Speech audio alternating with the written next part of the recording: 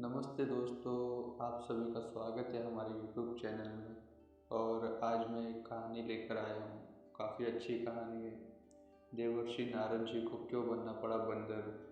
ये कहानी है, मिथिकल स्टोरी है।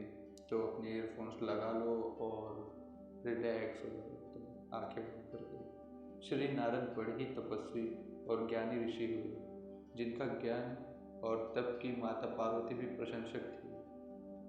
तभी एक दिन माता पार्वती श्री शिव जी से नारद मुनि के ज्ञान की तारीफ करने लगी। शिव जी ने पार्वती जी को बताया कि नारद बड़े ही ज्ञानी है, लेकिन किसी भी चीज का अहंकार अच्छा नहीं होता।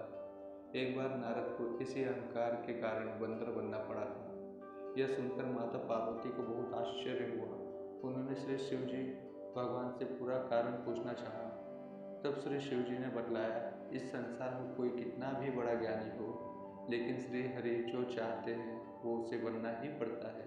नारद को एक बार अपने इसी तप और बुद्धि का अहंकार हो गया था। इसलिए नारद को सबक सिखाने के लिए श्री विष्णु जी को एक युक्ति सूझी। हिमालय पर्वत में एक बड़ी पवित्र गुफा थी। उस गुफा के निकट ही गंगा जी बहती थी। वो परम पवित्र गुफा नारद जी को अत्यंत सुहावनी लगी। वहाँ के पर्वत, नदी और वन को देखकर उनके हृदय में श्री विष्णु जी की भक्ति अत्यंत बलवती हो उठी और वे वहीं बैठकर तपस्या में लीन हो गए। नारद मुनि की इस तपस्या से देवराज इंद्र भयभीत हो गए कि कहीं देवर्षि नारद अपने तप के बल पर उनका स्वर्ग न छीन ले। इंद्र ने नारद की तपस्या भंग करने के लिए कामदेव को उनके पास भेजा। वहां पहुंचकर कामदेव ने अपनी माया से वसंत ऋतु को उत्पन्न कर दिया। पेड़ और पत्ते, रंग बिरंगे फूल, कोयल की कूकने लगी और गुंजार करने लगी। कामाग्नि को भड़काने वाली शीतल मंद सुगंध सुहावनी हवा चलने लगी। रंगा, रंभा आदि अप्सराएं नाचने लगी। किंतु कामदेव की किसी भी माया का नारद मुनि पर कुछ भी प्रभाव नहीं हुआ। तब कामदेव को डर सताने लगा कि कहीं नारद मुझे श्राप न दे दे। इसलिए उन्होंने श्री नारद से क्षमा मांगी। नारद मुनि को थोड़ा भी क्रोध नहीं आया और उन्होंने कामदेव को क्षमा कर दिया। कामदेव वापस अपने लोक में चले गए। कामदेव के चले जाने पर नारद मुनि के मन में अहंकार आ गया कि मैंने कामदेव को जीत लिया। वहां से वे शिव जी के पास चले गए और उन्हें अपने कामदेव को हराने का हाल सुनाया।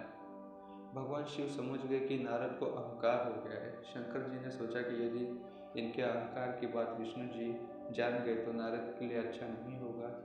इसलिए उन्होंने नारद से कहा कि तुमने जो बात मुझे बताई है उसे श्री हरि विष्णु को मत बताना। नारद जी को शिव की यह बात अच्छी नहीं लगी। उन्होंने सोचा कि आज तो मैंने कामदेव को हराया है और ये भी मैं ना बताऊं। नारद जी क्षीर सागर पहुंच गए और शिव जी के मना करने के बाद भी सारी कथा उन्होंने सुना दी। भगवान विष्णु समझ गए कि आज तो नारद को अहंकार ने घेर लिया है। अपने भक्त के अहंकार को वे सह नहीं पाते, इसलिए उन्होंने अपने मन में सोचा कि मैं ऐसा उपाय करूंगा कि नारद का घमंड भी दूर हो जाए और मेरी लीला भी चलती रहे। नारद जी अब श्री विष्णु से विदा होकर चले तो उनका अभिमान और भी बढ़ गया। इधर श्री हरि ने अपनी माया से नारद जी के रास्ते में एक बड़े ही सुंदर नगर को बना दिया। उस नगर में शीलनिधि नाम का वैभवशाली राजा रहता था। उस राजा की विश्व मोहिनी नाम की बहुत ही सुंदर बेटी थी, जिसने रूप को देखकर लक्ष्मी भी मोहित हो जाए। विश्व मोहिनी स्वयंवर करना चाहती थी, इसलिए कई राजा उस नगर में आए हुए थे। नारद जी उस नगर के राजा यहाँ पहुंचे तो राजा ने उनका पूजन करके उन्हें आसन पर बैठाया। फिर उसने अपनी कन्या की हस्तरेखा देखकर उसके गुण दोष बताने के लिए कहा।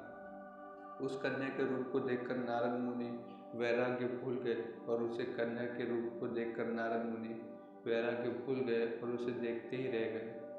उस कन्या की हस्तरेखा बता रही थी कि उसने उसके साथ जो विवाह करेगा वह अमर हो जाएगा। उसे संसार में कोई भी जीत नहीं सकेगा और संसार के समस्त जीव उसकी सेवा करेंगे। यह बात नारद मुनि ने राजा को नहीं बताई और राजा को उन्होंने अपनी ओर से बनाकर कुछ और अच्छी बातें कह दी। अब नारद जी ने सोचा कि कुछ ऐसा उपाय करना चाहिए कि यह कन्या मुझसे ही विवाह कर ले। ऐसा सोचकर नारद जी ने श्री हरि को याद किया और भगवान विष्णु उनके सामने प्रकट हो गए। नारद जी ने उन्हें सारी बात बताई और कहने लगे, हे नाथ, आप मुझे अपना सुंदर रूप दे दो ताकि मैं उस कन्या से विवाह कर सकूं। भगवान हरि ने कहा, हे नारद, हम वही करेंगे जिसमें तुम्हारी भलाई हो।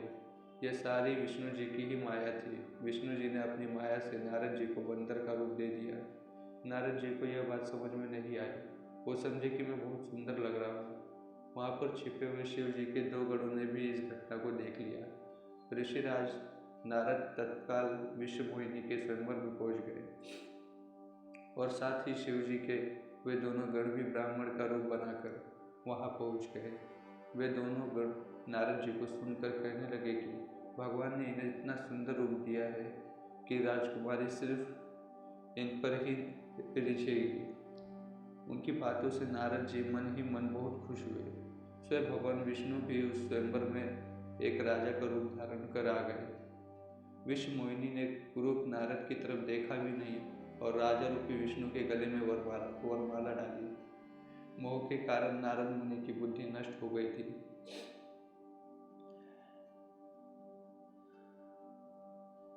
राजकुमारी द्वारा अन्य राजा को वरमाला डालते देख वे परेशान हो उठे। उसी समय शिव जी के गणों ने ताना कसते हुए नारद जी से कहा, जरा दर्पण में अपना मुंह तो देखिए।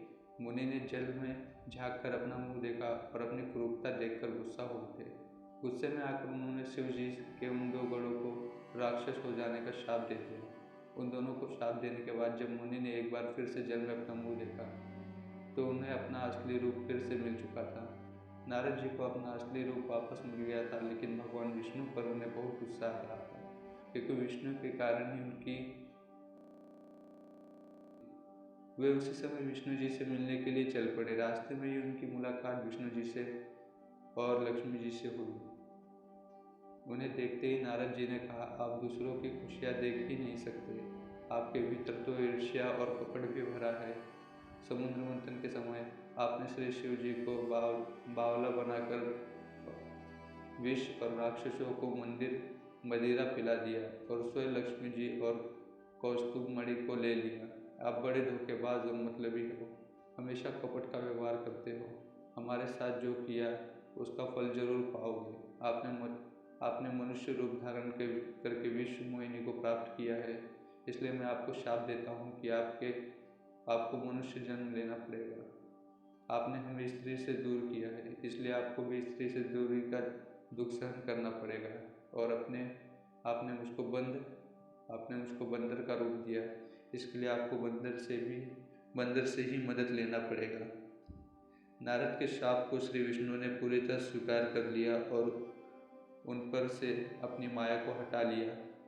माया के हट जाने से अपने द्वारा दिए शाप को याद करके नारद जी को बहुत दुख हुआ, किंतु गया शाप वापस नहीं हो सकता था। इसलिए श्री विष्णु को श्री राम के रूप में मनुष्य बनकर अवतरित होना पड़ा। शिव जी के उन दोनों गणों ने जब देखा कि नारद अब माया से मुक्त हो चुके हैं तो उन्होंने नारद जी के पास आकर उनके चरणों में गिरकर कहा, हे मुनिराज, उन दोनों शिव जी के गण हैं। हमने बहुत बड़ा अपराध किया है जिसके कारण हमें आपसे शाप मिल चुका है। अब हमें अपने शाप से मुक्त करने की कृपा करें। नारद जी बोले, मेरा शाप झूठा नहीं हो सकता, इसलिए तुम दोनों रावण और कुंभकर्ण के रूप में महान ऐश्वर्यशाली बलवान तथा तेजवान राक्षस बनोगे और अपनी भुजाओं के बल से पूरे विश्व पर विजय प्राप्त करोगे। उसी समय भगवान विष्णु राम के रूप में मनुष्य शरीर धारण करेंगे। युद्ध में तुम दोनों उनके हाथों से मारे जाओगे और तुम्हारी मुक्ति हो जाएगी।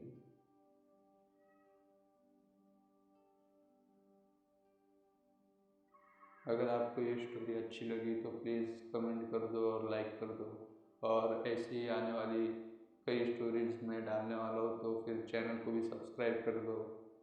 धन्यवाद।